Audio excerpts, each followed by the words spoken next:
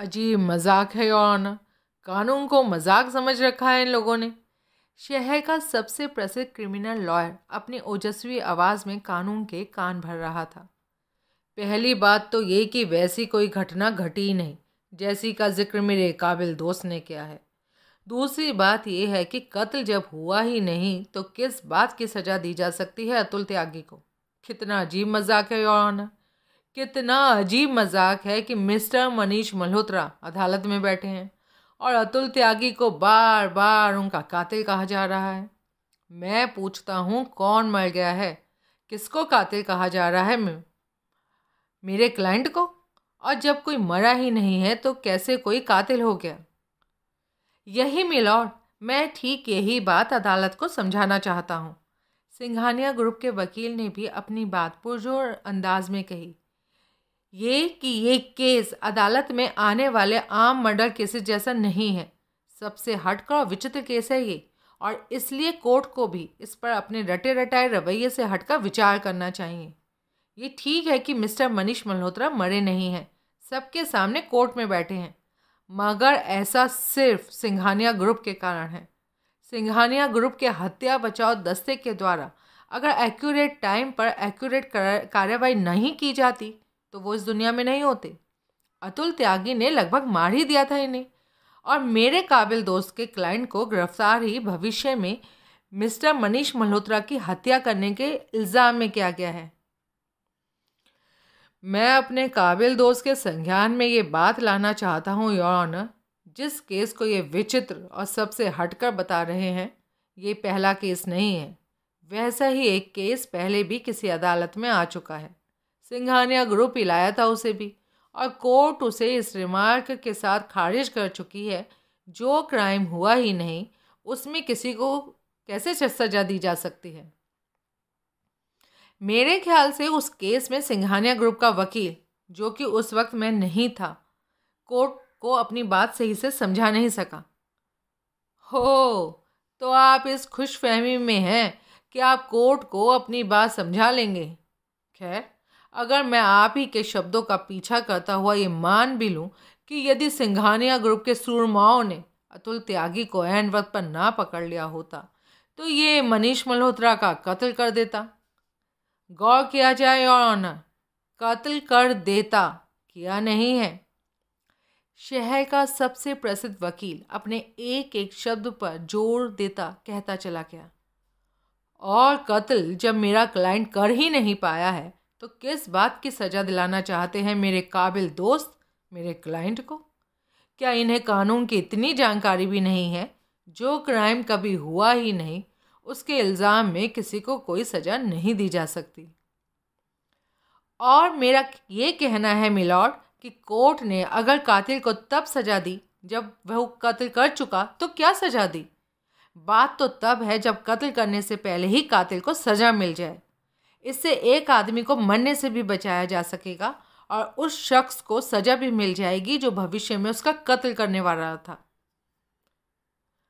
आप बढ़िया अजीब इल्ज़ाम लगा रहे हैं मिस्टर चौरासिया। इस बार खुद जज ने सिंघानिया ग्रुप के वकील से कहा। अगर इस तरह किसी पर यह इल्ज़ाम लगाकर सजाएं दी जाने लगी कि भविष्य में फला आदमी का मर्डर करने वाला था तो बड़ी ज़बरदस्त अव्यवस्था फैल जाएगी। लोग रोज़ ये मुकदमे लेकर कोर्ट में आने लगेंगे कि फला आदमी भविष्य में मेरा मर्डर करने वाला है। ऐसा दावा करने वालों के लिए या ऐसे मुकदमे कोर्ट तक लाने वालों के लिए अपनी बात साबित करने हेतु अकाट्य सबूत पेश करने की ज़रूरत होगी मिलॉर्ड, चौरासिया बोला। अगर वो अकाट्य सबूत पेश करता है तो क्यों नहीं कोर्ट को वो मुकदमा सुनना चाहिए?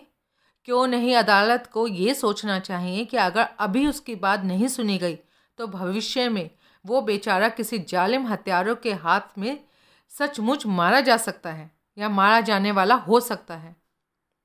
क्या मैं जान सकता हूँ आप ही के पास ऐसा कौन सा अकाट्य सबूत है जिसके बेस पर यह साबित कर सकते हैं कि मेरा क्लाइंट भविष्य में मिस्टर मनीष मल्होत्रा का कत्ल करने वाला था?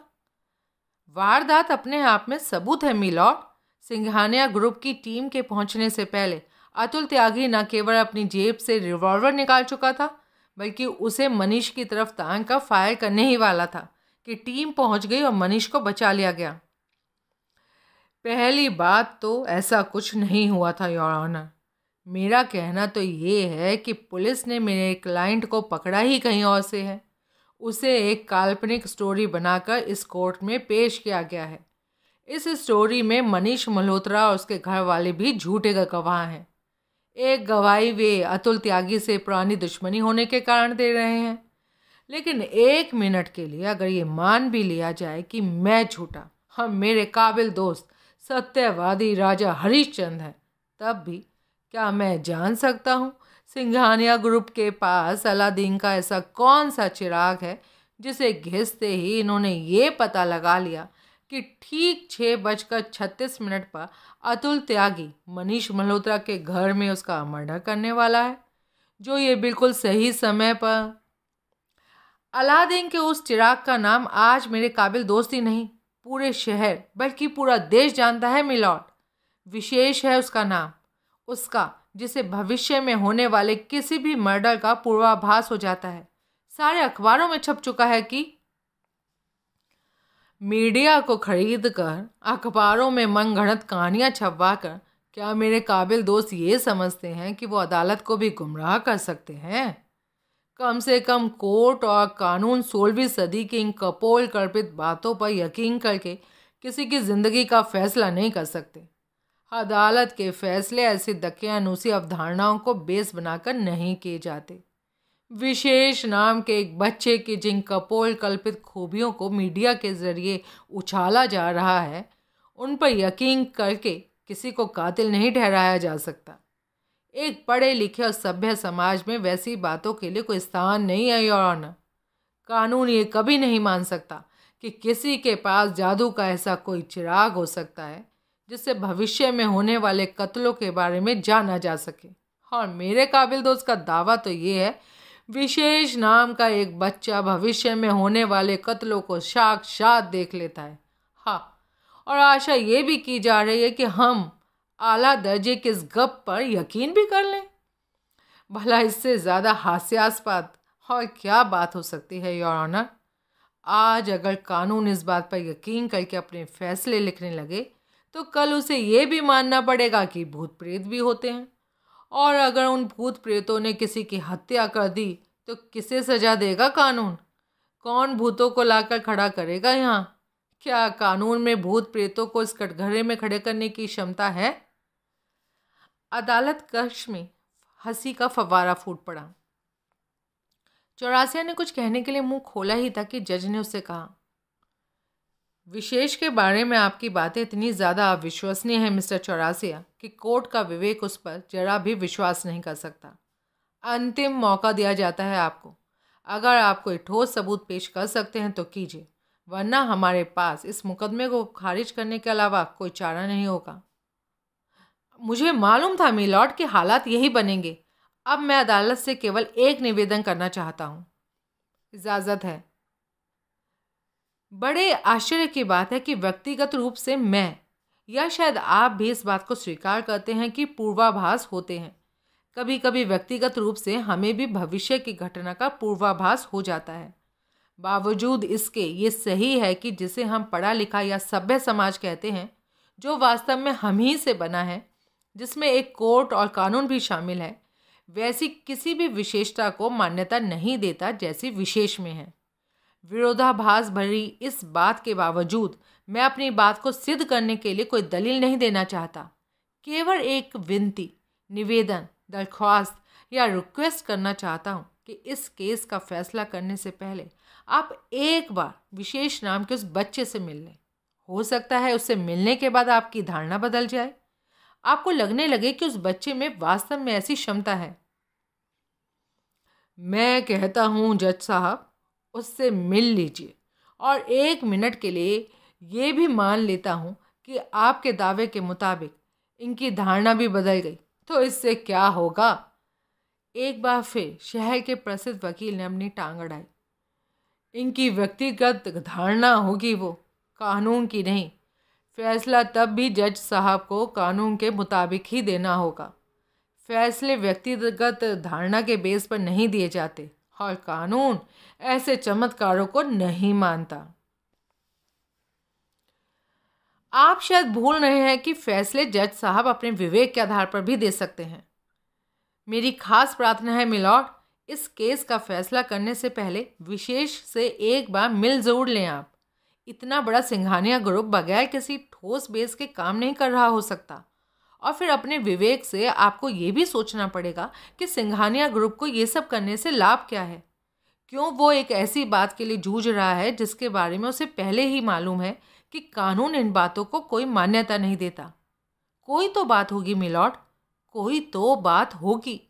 हो सकता है कि विशेष से मिलने के बाद वो बात आपकी समझ में भी आ जाए और ऐसा कानून बन सके कि अपराधी को अपराध करने से पहले ही सजा दी जा सके। अगर ऐसा हो गया तो सोचे मिलॉर्ड, कितने शानदार समाज की स्थापना कर सकेंगे हम।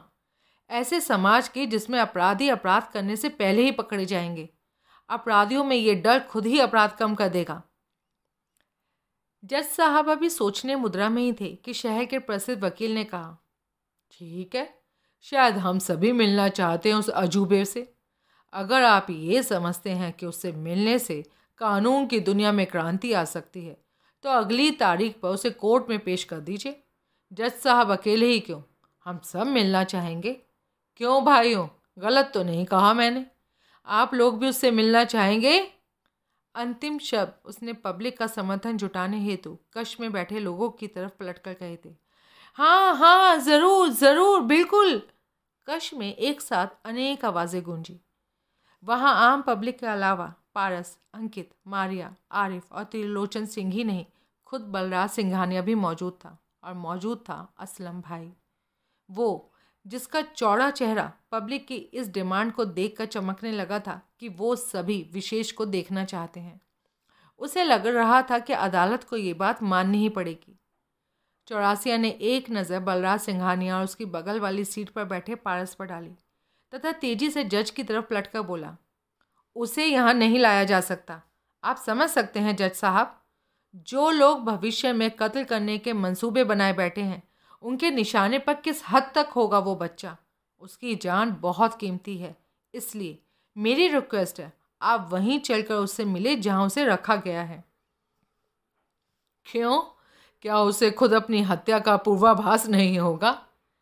एक बार फिर कश हंसी के फव्वारों से भर गया। शहर के प्रसिद्ध वकील ने पुनः कुछ कहने के लिए मुंह खोला ही था कि जज ने हाथ उठाकर उसे शांत रहने का इशारा करने के लिए कहा, हम विशेष से मिलने वहीं जाएंगे।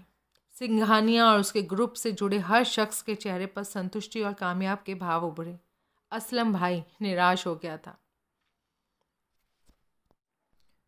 एक पंक्ति में चलते हुए बलराज सिंघानिया और उनके पांचों सिपा सलार कुछ ऐसे अंदाज में तेजी से चलते हुए कोर्ट के कॉरिडोर को पार कर रहे थे जैसे मिलिट्री के जवान चले जा रहे हों। सफ़ेद दाढ़ी वाला खुर्राट पत्रकार साईं की तरह उनके पीछे लपका चला जा रहा था। उसे भी उनके कदमों से कदम मिलाकर उतनी ही तेजी से चलना पड़ रहा था। सीढ़ियों के नज़दीक पहुंचकर एकाएक पारस रुका। मारिया, आरिफ, अंकित और त्रिलोचन सिंह भी रुक गए। साथ ही सफ़ेद दाढ़ी वाला भी रुक गया। बलराज सिंघानिया को भी रुक जाना पड़ा। क्या परेशानी है तुम्हें? पारस ने रूखे स्वर में पूछा। क्यों पीछा कर रहे हो हमारा? मुझे अपने कुछ सवालों के जवाब चाहिए। प्रेस कॉन्फ्रेंस में सभी सवालों के जवाब दिए तो जा चुके हैं। मेरे कुछ सवाल बाकी हैं। एकदम से कुछ नहीं कहा पारस ने। कुछ देर उसे घूरता रहा, जैसे सोच रहा हो कि उसके साथ कैसा बिहेव करे। फिर किसी निश्चय पर पहुंचकर बोला, पूछो, क्या जानना चाहते हो? विशेष को उसके माँ बाप से गोद लिया गया था या खरीदा गया था? उसका सवाल सुनते ही भ्रुकुटी तंग गई पारस की। एक बार को तो ऐसा लगा कि वो झपट कर उसकी गर्दन दबोच लेगा, लेकिन इससे पहले कि वो कुछ कहे या करे, कमान बलराज सिंघानिया ने संभाल ली। बहुत ही संतुलित लहजे से बोले, क्या फ़र्क पड़ता है इस बात से? बहुत फ़र्क पड़ता है जनाब। किसी बच्चे को गोद लेना एक पवित्र काम माना जाता है। उसके उलट बच्चे को खरीदना अपराध है। हमने कहा था ना, विशेष को गोद लिया गया है।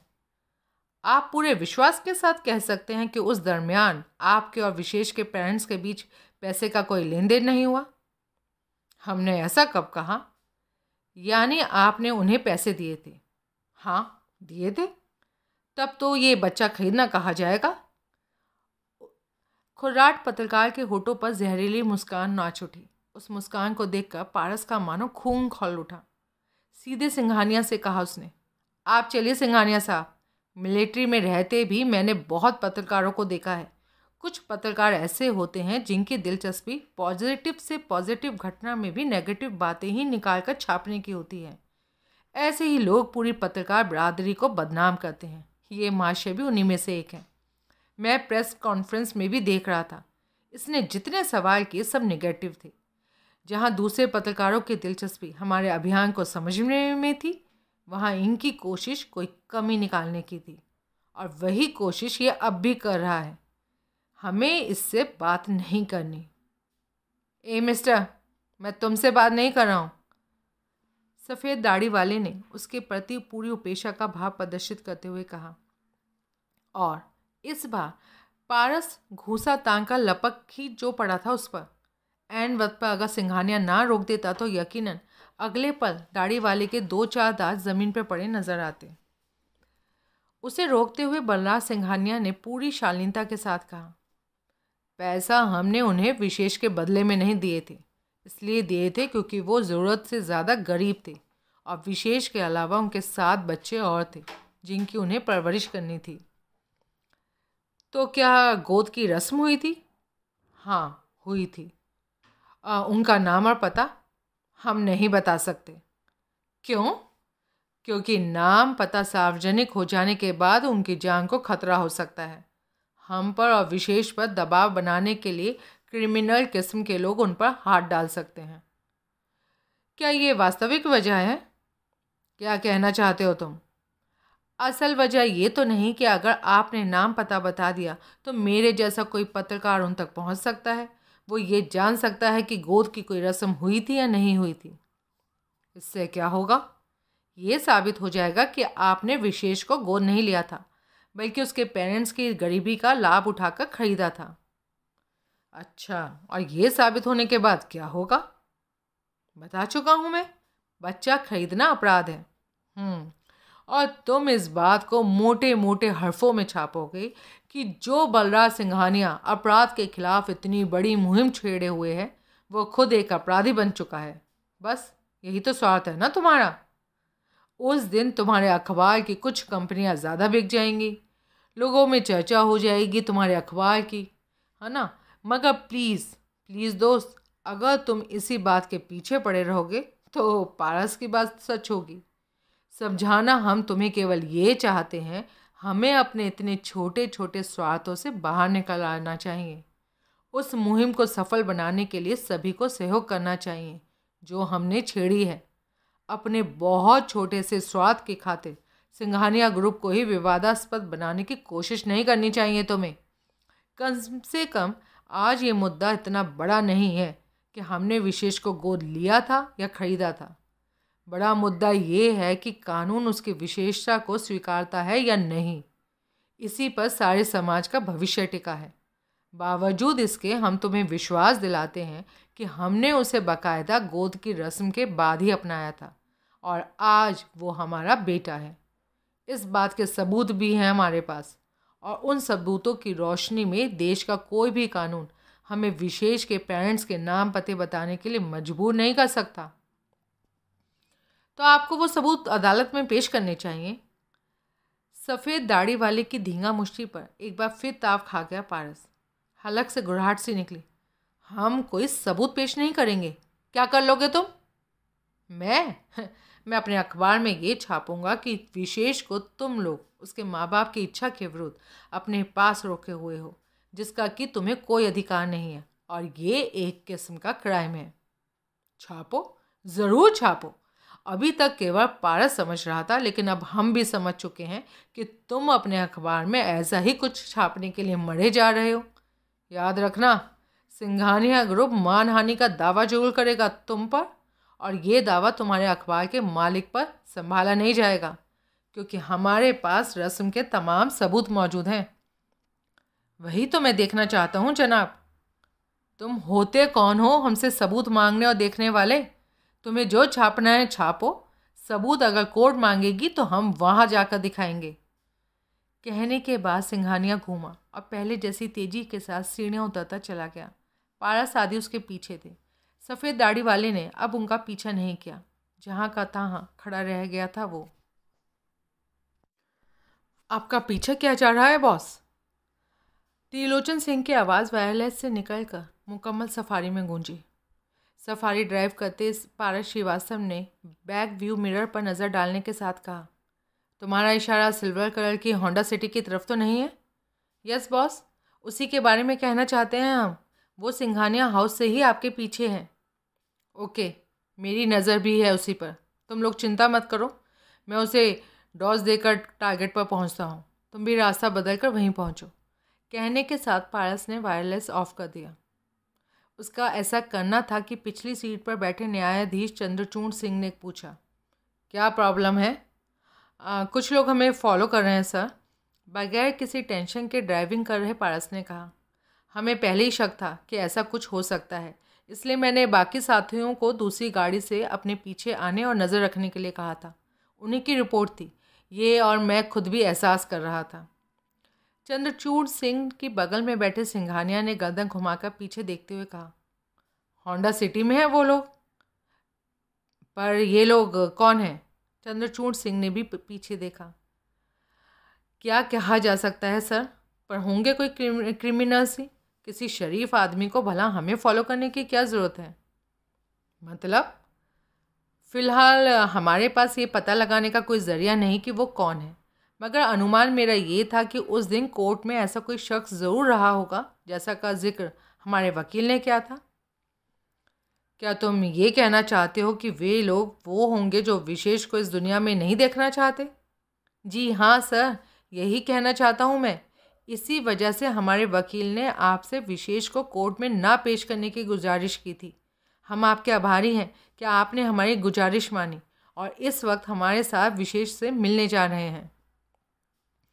इसमें आभारी होने की क्या कोई बात नहीं है। ना ये काम हमारा अपना कोई पर्सनल है, ना ही तुम्हारे किसी पर्सनल काम से जा रहे हैं। न्याय की कुर्सी पर बैठकर हमें लगा कि इंसाफ करने के लिए उस बच्चे से मिलना चाहिए, सो ये फैसला कर लिया। मगर क्या कहना चाहते हैं सर आप? सिंघानिया ने पूछा। तुम्हारी बात अधूरी रह गई थी, चंद्रचूड़ सिंह ने पारस से कहा। क्या तुम ये कहना चाहते थे कि उस दिन हमारी कोर्ट में कोई क्रिमिनल रहा होगा और वही इस वक्त हमारा पीछे है?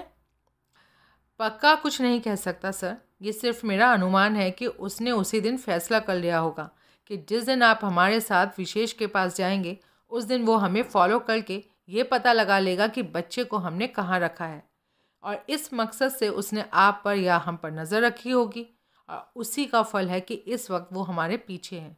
मगर इतने कच्चे हम भी नहीं हैं, हम उन्हें उस जगह तक नहीं पहुंचने देंगे। क्या करोगे? आपने सुन लिया होगा मैंने अपने साथियों से क्या कहा। मैं किसी भी तरह पीछे आ रही होंडा सिटी को डॉज देखने के बाद ही ठिकाने पर पहुंचूंगा, और हमारे बाकी साथी। लेकिन पता कैसे लगेगा कि वे लोग कौन हैं? पहले ही कह चुका हूं सर, फिलहाल हमारे पास ये पता लगाने का कोई तरीका नहीं है। लेकिन हमारे पास है। कहने के साथ चंद्रचूड़ सिंह ने अपनी जेब से मोबाइल निकाला और तेजी के साथ कोई नंबर डायल करने लगे। पारस और सिंघानिया ने उन्हें ऐसा करते देखा, मगर बोला कोई कुछ नहीं। किसी ने नहीं पूछा कि वो किससे फ़ोन कर रहे हैं। कुछ देर बाद संबंध स्थापित होने पर चंद्रचूड़ सिंह ने बड़े ही कड़क लहजे से पूछा, थाना सिविल लाइन? दूसरी तरफ से जाने क्या कहा गया। पारस और सिंघानिया केवल चंद्रचूड़ सिंह की आवाज़ सुन सकते थे, जिन्होंने कुछ देर बाद कहा, हम जिला एवं सत्र न्यायाधीश चंद्रचूड़ सिंह बोल रहे हैं। इंस्पेक्टर कहाँ है? दूसरी तरफ से पुनः कुछ कहा गया, बात कराओ। दूसरी तरफ से शायद यही कहा गया था कि अभी कराते हैं। तभी तो चंद्रचूड़ सिंह बगैर कुछ कहे मोबाइल कान से लगाए रहे। मुश्किल से आधा ही मिनट गुजरा था कि उन्होंने गर्दन घुमाकर पीछे की ओर देखते हुए हुक्म देने वाले अंदाज में कहा, सिल्वर कलर के एक होंडा सिटी का नंबर नोट करो। और उन्होंने नंबर बोला। कुछ देर बाद उन्होंने पीछे आ रही होंडा सिटी का नंबर बताने के बाद कहा, ये गाड़ी इस वक्त गांधी रोड से गुजर रही है। कुछ क्रिमिनल किस्म के लोग हैं इसमें। इसे फ़ौरन घेर कर जितने भी लोग हैं सबको थाने ले जाओ और उस वक्त तक एक को भी मत छोड़ना जब तक हम खुद थाने ना पहुंच जाएं। दूसरी तरफ से शायद यस सर ही कहा गया था, तभी तो आगे एक लफ्ज़ भी कहे बगैर चंद्रचूड़ सिंह ने मोबाइल ऑफ कर दिया। इसके बाद थोड़ी देर तक सफारी में खामोशी छाई रही। फिर उस खामोशी को पारस ने तोड़ा। इसका मतलब ये हुआ सर कि कुछ देर मैं इसी रोड पर हूँ, जब तक पुलिस द्वारा होंडा सिटी को रोक ना लिया जाए। सड़क अगर ख़त्म हो जाए तो यू टर्न लेकर डिवाइडर के दूसरी तरफ पहुँचाना। और गांधी रोड के समाप्त होने पर पारस ने ऐसा ही किया। वापस गांधी रोड पर ही आ गया वो। अभी दोबारा आधी गांधी रोड भी पार नहीं कर पाया था कि बैक व्यू मिरर में नज़र आने वाला नज़ारा देखने लायक था। पिंग पिंग करती 2 जीपों और 3 मोटरसाइकिलों ने होंडा सिटी को घेर लिया था। शायद लिखने की ज़रूरत नहीं है कि वे सभी पुलिस वाले थे। उनमें से 2 मोटरसाइकिल्स और एक जीप ने होंडा सिटी को ओवरटेक करके उसके सामने अड़ते हुए रुकने पर मजबूर कर दिया था। जीपों से झांकती राइफल्स की नालों पर भी पारस की नज़र पड़ गई थी। उस दृश्य को देखकर पारस के होठों पर मुस्कान फैल गई। उसके बाद होंडा सिटी और सफारी की दूरी बढ़ती चली गई थी। सिंघानिया ग्रुप की दूसरी गाड़ी भी कहीं नज़र नहीं आ रही थी। निर्देश के मुताबिक शायद उन्होंने कोई और रास्ता पकड़ लिया था। सिंघानिया कहे बगैर न रह सका। पुलिस ने कार्रवाई काफ़ी चुस्ती फुर्ती के साथ की। आदेश जज साहब का जो था, असली नज़ारा तो तब देखने को मिलता जब यही बात इन्होंने आम आदमी बनकर कही होती। चंद्रचूड़ सिंह के होठों पर मुस्कान रहकर रह गई। सफारी जिस फार्म हाउस के गेट पर रुकी, उसकी 4 दीवारी किसी भी तरह 12 फुट से कम ऊंची नहीं थी। शीश पर नोकीले कांच के टुकड़े लगे नजर आ रहे थे और साथ ही नजर आ रही थी 5 फुट ऊपर तक कंटीले तारों की बाड़। पारस ने हॉर्न बजाया। लोहे का बना मजबूत गेट ऐसा था कि उसके पार का कुछ भी नहीं देखा जा सकता था। हॉर्न की आवाज़ पर तुरंत गेट नहीं खुला गया, बल्कि एक छोटी सी खिड़की खुली। उसके पार लंबी लंबी मूँछों वाला एक चेहरा नजर आया। कुछ देर सफारी को देखने के बाद चेहरा गायब हो गया। उसके कुछ देर बाद गेट खुला। पारस ने गाड़ी आगे बढ़ा दी, गेट पार किया और रोक दी। एक वर्दीधारी गार्ड ने तुरंत गेट वापस बंद करना शुरू कर दिया था। दूसरी गाड़ी को रुकते देख कर लपक कर नज़दीक आया। पारस ने ड्राइविंग डोर का कांच नीचे कर दिया। उसने सैल्यूट मारा। क्या दूसरी कोई गाड़ी आई है? पारस ने पूछा। मुस्तैदी के साथ जवाब दिया गया। नो सर, कुछ देर में आने वाली होगी। कहने के बाद पारस ने उसके जवाब की प्रतीक्षा किए बगैर सफारी आगे बढ़ा दी। चंद्रचूड़ सिंह सब कुछ बड़े ध्यान से देख रहे थे। वो देख चुके थे कि गेट पर केवल वे 2 ही गार्ड नहीं थे, बल्कि कम से कम 5 थे। 3 गेट के नज़दीक बने गार्ड रूम में थे और वो सभी एक जैसी वर्दी पहने हुए थे। स्काई कलर की शर्ट, नीली पतलून, काले जूते और इसी वर्दी से मैच करती कैप। जेबों वाले स्थान पर अंग्रेजी के अक्षर SG लिखे थे। चंद्रचूड़ सिंह को ये समझते देर नहीं लगी कि इस अक्षरों का मतलब सिंघानिया ग्रुप है। जज साहब के दिमाग ने यह भी स्कैन कर लिया था कि उन सभी गार्ड्स पर अत्याधुनिक राइफल्स थी और अब वो ये स्कैन कर रहे थे कि सफारी इतनी पतली सड़क पर दौड़ी चली जा रही है जिस पर से एक बार में सफारी जैसी बस एक ही गाड़ी गुजर सकती थी।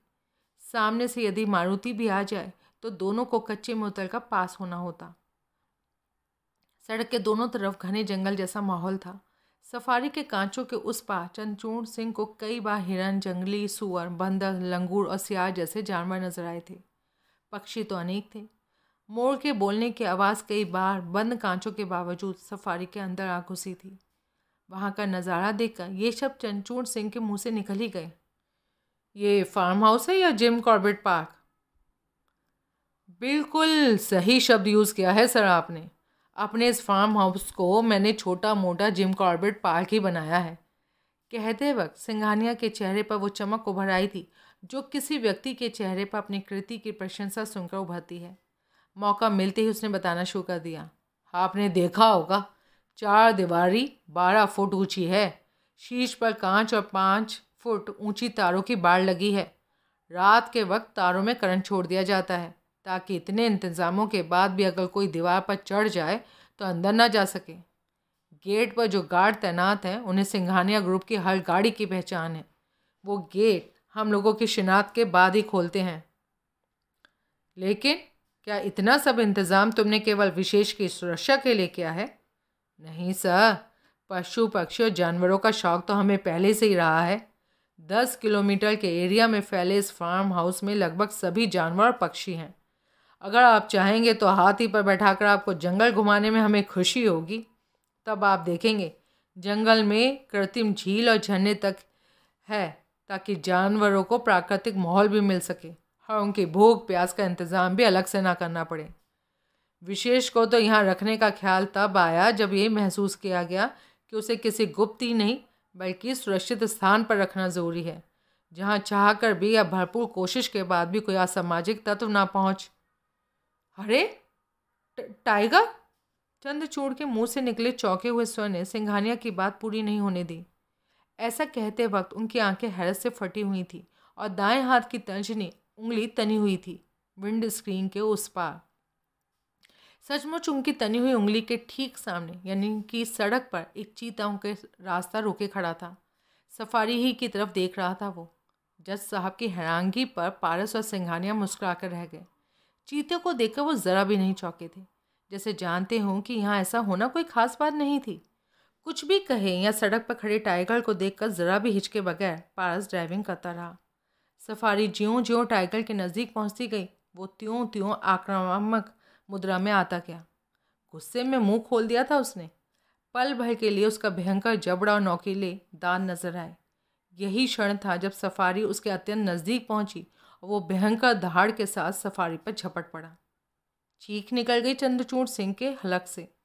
सफारी के अंदर होने के बावजूद सर उन्होंने यूं झुका लिया था जैसे टाइगर ने सर पर ही जंप लगाई हो। सफारी की छत पर धड़म धड़ाम की आवाज़ गूंजी। असल में वो सफारी के ऊपर से होता हुआ पीछे पहुंच गया था। जज साहब गर्दन घुमाकर उसे देखे बगैर नहीं रह सके। कुछ दूर वह सफारी के पीछे दौड़ा, फिर रुक गया। कुछ देर बाद नजर आना बंद हो गया। सफारी एक मोड़ काट चुकी थी।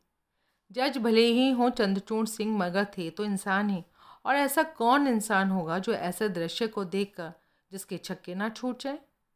पसीने पसीने हो गए थे वे। खुद को सामान्य करने में कम से कम 2 मिनट ज़रूर लग गए। सफारी का सफ़र अब भी जारी था। यहाँ टाइगर भी रखा है तुमने? पूरा परिवार है सर, नर मादा 4 बच्चे। कोई भी जानवर बगैर लाइसेंस के नहीं रखा गया। आप चाहेंगे तो कागजात दिखा देंगे आपको।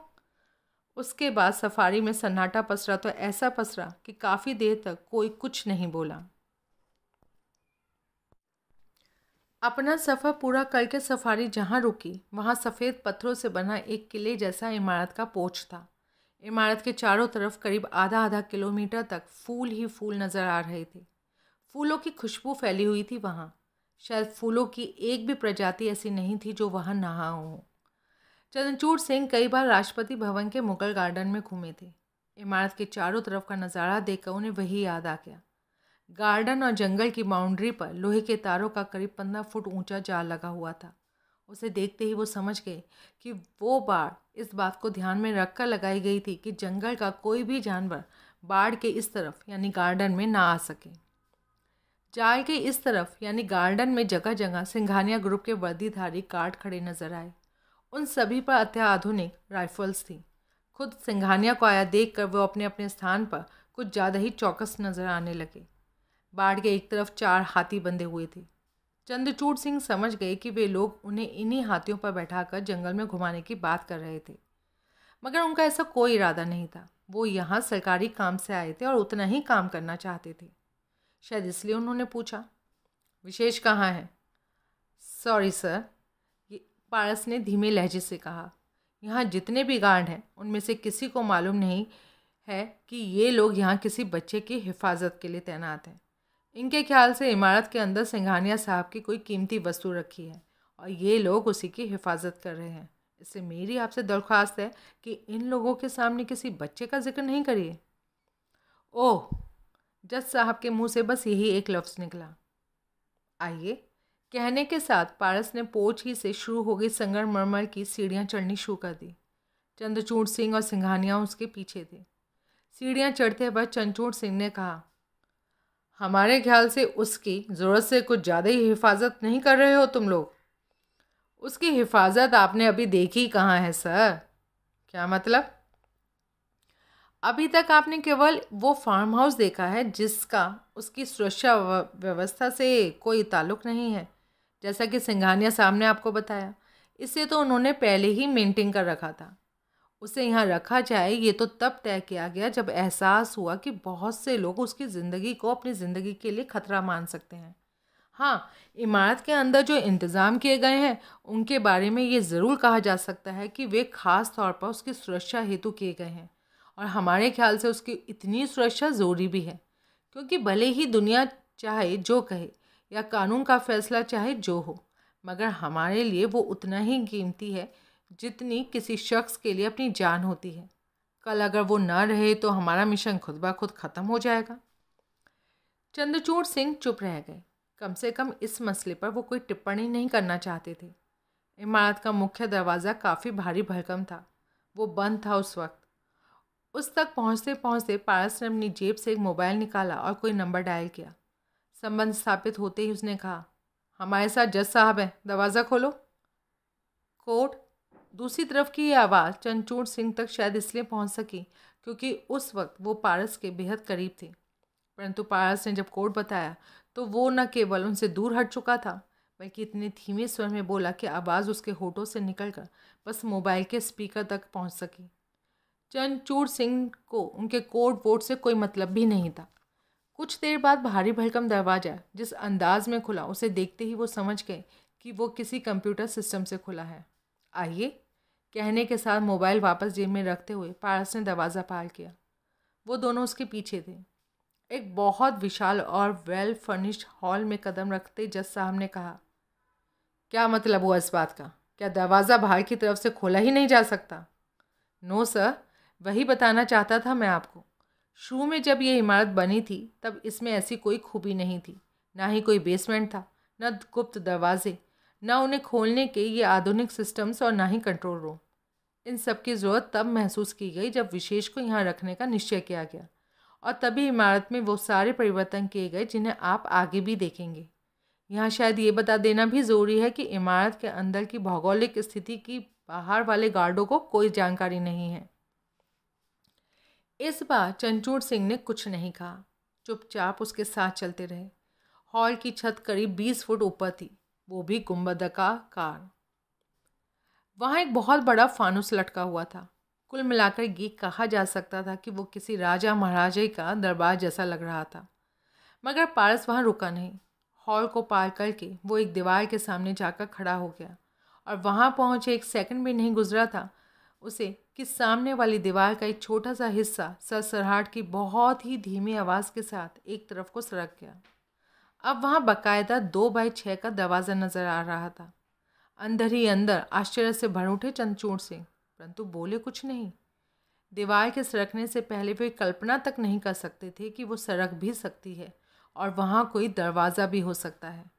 दरवाजे को पार करके वो कमरे में पहुँचे ही थे कि वातावरण में सरसराहट की आवाज़ गूंजी। आवाज़ पीछे की तरफ से आई थी, इसलिए चंद्रचूड़ सिंह घूमे। दीवार वापस अपने स्थान पर फिक्स हो रही थी, और जब फिक्स हो चुकी तो एक बार फिर उन्हें लगा कि अगर किसी को पता ना हो कि वहाँ दरवाज़ा है तो कोई कल्पना नहीं कर सकता। वे वापस पारस और सिंघानिया की तरफ घूमे ही थे कि 10x10 के उस कमरे में एक बार फिर वैसी ही आवाज़ गूंजी। इस बार फर्श पर लगा एक पत्थर अपने स्थान से सरक रहा था, और वहाँ नज़र आ रही थी संगमरमर की सीढ़ियाँ। एक बार फिर आइए, कहने के साथ पारस ने सीढ़ियाँ उतरनी शुरू की। सिंघानिया ने सम्मानपूर्वक हाथ के इशारे से जज साहब से उनका अनुसरण करने को कहा। चंद्रचूड़ सिंह ने भी सीढ़ियाँ उतरनी शुरू की। सिंघानिया उनके पीछे था। अंतिम व्यक्ति ने सबसे नीचे वाली सीढ़ी से गैलरी में कदम रखा ही था कि पत्थर वापस अपने स्थान पर फिक्स हो गया। अब वे 5 फुट चौड़ी दूर तक चली गई एक लंबी गैलरी में थे। गैलरी की छत पर लगी लाइट सफ़ेद रंग का ऐसा प्रकाश फेंक रही थी कि वहाँ दिन जैसा उजाला फैला हुआ था। पारस का अनुसरण करते हुए उन्होंने गैलरी के कई मोड़ पार किए और फिर पुनः एक दीवार के सामने जाकर खड़े हो गए। कुछ देर बाद उस दीवार ने भी ऊपर वाली दीवार की तरह दरवाज़ा उगल दिया। उसे पार करते ही चंद्रचूड़ सिंह ने खुद को एक लिफ्ट में पाया। लिफ्ट का दरवाज़ा भी स्वतः बंद हो गया।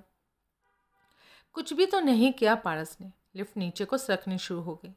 अब चंद्रचूड़ सिंह को ये समझते देर नहीं लगी कि उन सबको कहीं और से कंट्रोल किया जा रहा है। लिफ्ट के रुकते ही इस बात की पुष्टि भी हो गई। दरवाज़ा खुलने पर उन्होंने जिस कमरे में कदम रखा उसे अगर कंट्रोल रूम कहा जाए तो ज़रा भी गलत नहीं होगा। अनेक कंप्यूटर्स और अत्याधुनिक उपकरणों से सुसज्जित था वो कमरा। उपकरणों के सामने लगे डेस्क पर असंख्य स्विच थे। डेस्क के इधर लंबे स्टूल जैसी कुर्सियों पर 5 व्यक्ति बैठे थे। उन पांचों ने उनके वहाँ कदम रखते ही अपने अपने स्थान से खड़े होकर लगभग एक ही साथ जोरदार से सैल्यूट मारा। तुम लोग अपना काम करते रहो, पारस ने हुक्म दिया। वे इस तरह वापस कुर्सियों पर बैठ गए जैसे मुंह में ज़बान भी ना हो। चंचूड़ सिंह देख चुके थे कि विभिन्न कंप्यूटर स्क्रीन्स पर इमारत के अलग अलग हिस्सों के दृश्य नजर आ रहे थे। उनमें फार्म हाउस के लोहे वाले गेट का दृश्य भी था और इमारत के बाहर पोर्च का भी। वहाँ सफारी खड़ी नजर आ रही थी। वे लोग भी आ रहे हैं सर, कश में एक आवाज़ गूंजी। तीनों एक साथ उस आवाज़ की दिशा में घूम गए। जिस शख्स ने उपरोक्त वाक्य कहा था उसके सामने लगी स्क्रीन पर जंगल के बीच बनी पतली सड़क पर दौड़ती आइकॉन गाड़ी नजर आ रही थी। उस सारी व्यवस्था को देखकर चंचूड़ कह चुके, अब तो हमें ये लग रहा है कि सिल्वर कलर की होंडा सिटी में जो भी थे वे हम लोगों को फॉलो करते फार्म हाउस के गेट तक पहुंच भी जाते तो ज़रा भी नुकसान होने वाला नहीं था। आप लोग तो बेकार ही उन्हें डॉज देने की बात कर रहे थे। सर, हम ये भी नहीं चाहते कि किसी को उस जगह का भी पता लगे जहां हमने विशेष को रखा है, पारस ने कहा। सामने वाला कामयाब हो ना हो, हम क्यों अपनी तरफ से किसी को मौका दें। चंचूड़ सिंह ने ऐसे अंदाज में पारस की तरफ देखा जैसे कह रहे हों कि उसने विशेष का नाम ले दिया है। उनका आशय समझकर पारस बोलना, यहाँ के स्टाफ को विशेष के बारे में पता है सर। इन लोगों को बताए बगैर काम ही नहीं चल सकता, यहाँ तो रखा ही गया है उसे। चंचूड़ ने कुछ कहने के लिए मुंह खोला ही था कि बगैर कहे बंद कर लिया, क्योंकि उसी समय पारस ने 5 में से एक से कहा, अंदर मत लो उन्हें, कहो वहीं वेट करें। चंचूड़ सिंह ने देखा पारस ने उपरोक्त वाक्य जिससे कहा था उसके सामने लगे कंप्यूटर पर सफारी के पीछे अभी अभी पार्क हुई आइकॉन नजर आ रही थी। दरवाजे खुले। मारिया, अंकित, त्रिलोचन सिंह और आरिफ गाड़ी से बाहर निकलते नजर आए। वो अपने काम में जुट गया जिसे पारस ने उपरोक्त आदेश दिया था। पारस आइए कहता हुआ पुनः एक तरफ को बढ़ गया। इस बार वे कंट्रोल रूम की दीवार में उत्पन्न हुए दरवाजे को पार करके जिस कमरे में पहुंचे वहां एक औरत डबल बेड पर लेटी हुई थी। उन्हें देखते ही एक झटके से उठ खड़ी हुई वो और अपना आंचल दुरुस्त करते हुए बोली, आइए सर आइए, ये मिसेस थापा हैं सर। पारस ने चंचूड़ सिंह को औरत का परिचय दिया। विशेष की देखभाल यहीं करती हैं। अधेड़ उम्र की मिसेस थापा ने हाथ जोड़कर जज साहब को नमस्कार किया। चंचूड़ सिंह केवल गर्दन को जुम्बिश देकर रह गए। कैसा है वो? पारस ने मिसेस थापा से पूछा। सो रहा है सर। कहने के साथ मिसेस थापा ने अपने तकिए के नीचे से एक रिमोट निकाला और उसका एक बटन दबा दिया। परिणाम स्वरूप दाईं तरफ की दीवार किसी स्लाइडिंग डोर की तरह खुलती चली गई। दीवार के हटने पर उन्होंने वहां पारदर्शी कांच की एक और दीवार पाई जिसके पास शानदार डबल बेड पर 10 वर्षीय मासूम बच्चा लेटा नजर आ रहा था। कुछ देर की खामोशी के बाद चंचूड़ सिंह बोले, क्यों ना उसके सोकर उठने तक हम चंद ज़रूरी बातें तुम ही लोगों से कर लें। हाँ हाँ ज़रूर। उनके इस फैसले ने मानो पारस को खुश कर दिया। हम आपके हर सवाल का जवाब देने के लिए तैयार हैं सर। सबसे पहले ये बताओ कि अखबारों में छपी स्टोरी और वास्तविकता में क्या अंतर है। ये सवाल चंचूड़ सिंह ने पारस की आंखों में कुछ ऐसे अंदाज में देखते हुए किया था जैसे उसकी आंखों का एक्सरे कर लेना चाहते हों। इस सवाल का जवाब हम दे तो बेहतर होगा। वो क्यों? हमारे ख्याल है कि आपका इशारा विशेष की हिस्ट्री की तरफ है। अर्थात आप ये जानना चाहते हैं कि कहाँ पैदा हुआ, उसके असली माँ बाप का नाम क्या है और वो हमारे साथ कैसे आया और हमारे हाथ भी कैसे लगा। जानना तो यही चाहते हैं। तो इन सवालों का जवाब हमारे ही द्वारा देना इसलिए ज़रूरी हो जाता है क्योंकि वो सब हमारे साथ घटा था। पारस की एंट्री इस मिशन में उसके बाद हुई, यानी पारस को इस मिशन का चीफ हमने तब बनाया जब हम विशेष के पिता बन चुके थे। पिता बनने से क्या मतलब? अखबार में छपी ज़्यादातर बातें सच हैं, इसलिए सत्य ये है क्योंकि वो सब उन्हें हमने ही बताया था। जो नहीं बताना था उसके बारे में साफ साफ कह दिया कि हम नहीं बता सकते। जैसे विशेष का असली नाम, यानी वो नाम नहीं बताया जो उसके माँ बाप ने रखा था। उसके माँ बाप का नाम नहीं बताया, उस गांव का नाम नहीं बताया जहाँ से हम उसे लाए थे। क्यों नहीं बताया ये सब? कारण भी वही है जो हमने मीडिया को बताया था।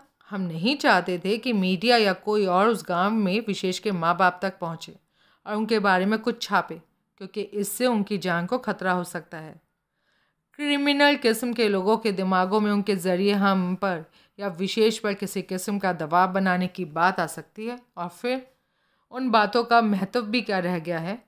मुख्य बात यह है कि इस बच्चे में वो खूबी है या नहीं जिसका हम दावा कर रहे हैं और कानून नहीं मान रहा।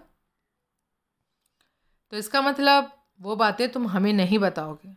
नहीं, सिंघानिया ने बगैर ज़रा भी हिचके कहा। हमारा ऐसा कोई इरादा नहीं। अगर आप जानना चाहेंगे तो हम आपको उसका सही सही पता ठिकाना बता देंगे। आप चाहें तो अपने स्तर पर उस पते ठिकाने की जांच भी कर सकते हैं, मगर ये ज़रूर चाहेंगे कि उस सारे काम को आप अपने स्तर पर गुप्त रख कर करें, ताकि ऐसे किसी तत्व को भनक ना लग सके जिससे उन्हें या विशेष को कोई खतरा हो सकता है। और ऐसा तभी हो सकता है जब इस बात को आप भी उतनी ही शिद्दत से महसूस करें कि विशेष का असली परिचय गुप्त रहना ज़रूरी है, जितनी शिद्दत से हम महसूस करते हैं। तो बताओ, विशेष का असली नाम क्या है? कोई खास नाम नहीं था इसका। घर में और गांव में भी सब लोग इसे छुटकू कहते थे। ऐसा शायद इसलिए था क्योंकि अपने भाई बहनों में यही सबसे छोटा था। उत्तर प्रदेश के एटा ज़िले के इंटीरियर में एक गांव है नाहटा। ये वहीं का रहने वाला है। माँ का नाम चंद्रो और पिता का नाम चंद्र प्रकाश धीवर। गांव में सब उन्हें चंदू जी कहते हैं। सरकार गांव गांव में सड़कें पहुंच जाने के भले ही चाहे जितने दावे करती हो, मगर हकीकत ये है कि आज भी नाहटा जैसे अनेक गांव हैं जहां पहुंचने के लिए सड़कें तो क्या, चक रोड तक नहीं है। नाहटा में किसी भी तरफ से 12 किलोमीटर पैदल चले बगैर नहीं पहुंचा जा सकता। वहाँ के लोगों ने शहर के दर्शन तक नहीं किए हैं कभी। वहाँ से निकलकर जो एक बार शहर पहुँच गया वो कभी पलटकर वहाँ रहने नहीं गया। तो तुम वहाँ कैसे पहुँचे? बस यही एक बात हमने अखबार वालों से झूठ कही थी। वो कहता चला गया। कहा था कि विशेष के बारे में एक छोटे अखबार में खबर छपी थी, जिसे पढ़कर हम वहाँ पहुँचे। ये कहने के पीछे भी मंशा हमारी यही थी कि कभी कोई उस गांव के बारे में न जान पा सके, मगर ये गलत है। तो सही क्या है? हमारे यहाँ पिता के ज़माने से नाहटा गांव का एक नौकर है, हरिया नाम है उसका। हमसे भी ज़्यादा उम्र है उसकी, मगर अभी है, हमारे बंगले पर काम करता है। आप चाहेंगे तो मिला देंगे उसे भी। 35 साल बाद वो 1 महीने की छुट्टी लेकर अपने गांव गया था। जब वापस लौटा तो छुटकू के बारे में बताने लगा। ये कि गांव के एक अंधे बच्चे को आसपास होने वाले किसी भी हत्या के बारे में न केवल पहले ही पता लग जाता है, बल्कि उसके बारे में वो बता भी देता है। पहले तो हमने उसकी बात पर विश्वास ही नहीं किया, यही माना कि ऐसी एक अफवाह होगी जैसे अनपढ़ लोगों के बीच में उड़ जाया करती है। हम अक्सर हंसकर कह दिया करते कि अगर ऐसा होने लगे तो लोगों की हत्याएं होना बंद हो जाए, क्योंकि वो पहले ही बता दिया करेगा और तब उस हत्या को होने से रोका जा सकेगा। मगर हरिया हमेशा अपनी बात पर ही अड़ा रहा। जब भी हमने उसका मजाक उड़ाया उसने यही कहा, अगर आपको विश्वास नहीं होता तो हमारे साथ नाहटा चलें छोटे मालिक, और उस करामती बच्चे को अपनी आंखों से देख लें, मगर इस बात का मजाक नहीं उड़ाएं। एक बार हमें भी जोश आ गया और उसके साथ नाहटा चलने को कह दिया। वहाँ जाकर हमने जो देखा उसे सच पाया। सारे काम भूलकर गांव में 15 दिन रहे हम। उन 15 दिनों में उसने 3 हत्याएं देखी थी, और इस बात ने सबको हैरान कर दिया, खासकर से मुझे, कि सचमुच वो तीनों हत्याएं ठीक उसी ढंग से हुई जिस ढंग से उसने बताई थी। उसके बाद सवाल करते वक्त चंचूड़ सिंह ने सिंघानिया को बहुत गौर से देखा था, जैसे इसी तरह पता लगा लेना चाहते हों कि वो सच बोल रहे हैं या झूठ। सिंघानिया उनकी नज़रों से ज़रा भी विचलित हुए बगैर कहते चले गए। पहली बार हमारे दिमाग में वे बातें सीरियस मोड़ ले गईं जो हम अक्सर हरिया की बातों का मजाक उड़ाने के लिए कहा करते थे। ये कि अगर इस बच्चे की इस आश्चर्यजनक विशेषता का सदुपयोग किया जाए तो भविष्य में होने वाली हत्याओं पर काबू पाया जा सकता है। हमारे दिमाग में क्राइम कम करने का एक खाका वहीं बन गया था, और उसी के तहत हमने उसके माँ बाप के सामने बच्चे को गोद लेने का प्रस्ताव रखा। अब ऐसा तो नहीं कहा जा सकता कि वो एकदम से तैयार हो गए, लेकिन कोई खास विरोध भी नहीं किया था उन्होंने। उन्हें तैयार करने में हरिया का भी हाथ था। उसने उन्हें समझाया कि हमारा बेटा बनने के लिए छुटकू कितनी मौज करेगा। जैसा कि हम अखबार वालों को भी बता चुके हैं, 2 वजह से उन्होंने कोई खास विरोध नहीं किया। एक तो वो बहुत ज़्यादा गरीब थे, 8 बच्चे पालने उनके लिए मुश्किल थे। दूसरे, मर्डर की वारदात देखने के बाद वो अक्सर बेहोश हो जाता था और वो उसे उठाए उठाए डॉक्टरों के चक्कर लगाया करते थे। इसमें उनका एक्स्ट्रा पैसा खर्च होता था। ऐसे हालात में अगर हम ये कहें कि ममता के कारण उनमें हिचक ज़रूर थी, मगर वास्तव में उससे पीछा छुड़ाना चाहते थे, तो गलत भी नहीं होगा। आप समझ सकते हैं, इन हालात में हमारा काम ज़रा भी मुश्किल नहीं था। सो गोद की रस्म की गई और बाकायदा की गई। उसके फ़ोटोग्राफ भी इसी कश में मौजूद हैं, जो आपको दिखा दिए जाएंगे। इस बात पर हम इतना जोर इसलिए डाल रहे हैं क्योंकि एक खुर्राट किस्म का पत्रकार हम पर यह आरोप लगाने की फ़िक्र में है कि हमने विशेष को गोद नहीं लिया बल्कि ख़रीदा है। हम इस बात से इनकार नहीं करते कि हमने विशेष के माँ बाप को पैसा नहीं दिया, मगर वो पैसा रस्म के बाद उनकी गरीबी को देखते हुए बाकी 7 बच्चों की परवरिश के लिए दिया गया है। कम से कम अपनी नज़र में हमने कोई गुनाह नहीं किया। इतना कहने के बाद सिंघानिया ने ध्यान से चंद्रचूड़ सिंह को देखा। अंदाज ऐसा था जैसे जानना चाहता हो कि उन पर उसकी बातों का क्या असर है। वे विशेष को खरीदा हुआ समझ रहे हैं या रस्म के बाद अपनाया गया उनका बेटा। परंतु चंद्रचूड़ सिंह जज थे। अपने भावों को छुपाना और ऐसे मौक़ों पर चेहरे को सपाट बनाए रखना उन्हें खूब आता था। उसी मुद्रा में उन्होंने पूछा, उसके बाद? हम बच्चे को अपने साथ ले आए। हरिया सारी घटना का गवाह है, आप उसका बयान ले सकते हैं। मीडिया के सामने उसका नाम इसलिए नहीं लिया क्योंकि मीडिया उसके पीछे लग जाती। यहाँ लाने के बाद हमने उसकी विशेषता को देखते हुए ही उसका नाम विशेष रखा। यहाँ आने के बाद भी वो हत्या की घटनाओं को देखता था, मगर हमारे पास उन हत्याओं को रोकने का कोई साधन नहीं था। फिर एक दिन अखबार में हमने पारस के बारे में पढ़ा। हमें लगा इस लड़के को अप्रोच किया जा सकता है। हमने मिशन समझाया, ये फ़ौरन तैयार हो गया। त्रिलोचन सिंह, अंकित, आरिफ और मारिया को अपनी टीम मेंबर्स के रूप में इन्होंने ही चुना है। तुम लोगों के ख्याल से विशेष कितनी दूर तक की वारदातें देख सकता है? चंद्रचूड़ सिंह ने पूछा। इस सवाल का जवाब पारस ने दिया। पक्का तो इस बारे में कुछ नहीं कहा जा सकता, मगर मेरे अंडर में आने के बाद इसने जो सबसे दूर की वारदात देखी वो 50 किलोमीटर दूर थी। तुम्हारे ख्याल से क्यों है ऐसा? क्यों नहीं वो इससे आगे की वारदात देख पाया? इस बारे में सर, ना मैं कोई शोध करने की क्षमता रखता हूँ और ना ही कर पाया हूँ। मैं तो ये भी कभी नहीं समझ पाया कि भविष्य में होने वाली हत्याओं की घटनाओं को देख कैसे लेता है। बस इतना ही कह सकता हूँ और दावे के साथ कह सकता हूँ कि जो वो देखता है 100% सच देखता है।